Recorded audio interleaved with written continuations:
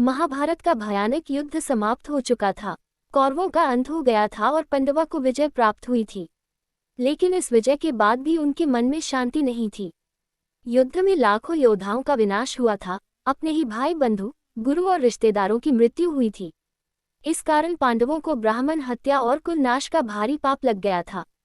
इस पाप से मुक्ति पाने के लिए वे भगवान शिव की शरण में जाना चाहते थे। पांडव सबसे पहले काशी पहुंचे, क्योंकि मान्यता है कि भगवान शिव काशी में निवास करते हैं। लेकिन भगवान शिव पांडवों से नाराज थे, क्योंकि महाभारत युद्ध में अत्यधिक रक्तपात हुआ था। इसलिए शिव जी उनसे मिलने नहीं चाहते थे और वे काशी छोड़कर हिमालय की ओर चले गए। पांडव भगवान शिव को खोजते खोजते हिमालय के दुर्गम पहाड़ों तक पहुंच गए और अंत में वे केदार क्षेत्र में पहुंच गए। पांडवों से बचने के लिए भगवान शिव ने नंदी बैल का रूप धारण कर लिया और वहां चर रहे पशुओं के झुंड में मिल गए। लेकिन भीमा को शक हो गया कि यह साधारण बैल नहीं है।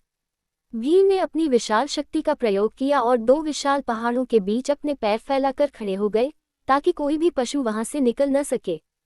जब सभी पशु वहां से निकलने लगे, तभी एक बैल जमीन में समाने लगा। भीम तुरंत समझ गए कि यह कोई साधारण बैल नहीं बल्कि स्वयं भगवान शिव हैं। उन्होंने उस बैल को पकड़ने की कोशिश की, लेकिन उसी समय बैल का शरीर भूमि में विलीन होने लगा। भीम ने बैल के पीठ कुबड़ वाले हिस्से को पकड़ लिया। उसी स्थान पर बैल की कुबड़ प्रकट हो गई। पांडवों ने समझ लिया कि यह स्वयं भगवान शिव का दिव्य रूप है। उन्होंने वही भगवान शिव की तपस्या और पूजा की।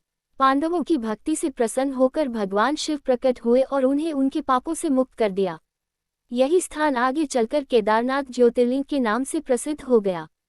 कहते हैं कि बैल के शरीर के अन्य अंग भी अलग अलग स्थानों पर प्रकट हुए, जिन्हें आज पंच केदार कहा जाता है।